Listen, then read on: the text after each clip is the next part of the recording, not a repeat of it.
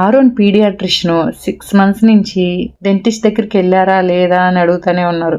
అసలు పల్లె లేనప్పుడు ఏం వెళ్తాంలే అని నేను పెద్ద నెగ్లెక్ట్ చేసిన. మళ్ళీ 1 yearకి వచ్చినప్పుడు అడిగారు.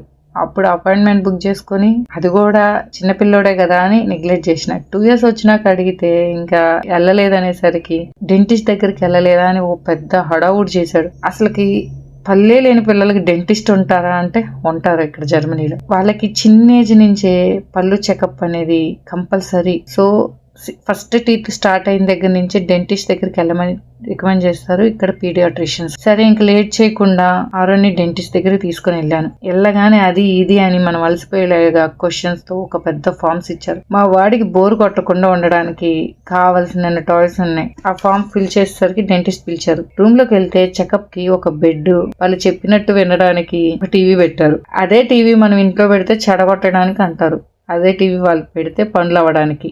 మరి ఏది కరెక్టో నాకు తెలియదు. మా వాడైతే ఏమి ట్రిక్స్ వేసినా దేనికి లొంగలేదు. చెక్ చేసి అంతా ఓకే అని సర్టిఫై చేశారు. పళ్ళు దగ్గరగా ఉన్నాయి, కొంచెం దూరం చేయాలి అని ఫ్లాస్ ఇచ్చారు. ఆ ఫ్లాస్ తో పాటు ఒక టీత్ క్రీమ్ ఇచ్చి పంపించారు. 2 years కి డెంటిస్ట్ దగ్గరికి ఏంటో. నేనైతే 25 years కి అయితే డెంటిస్ట్ ని కలిసా.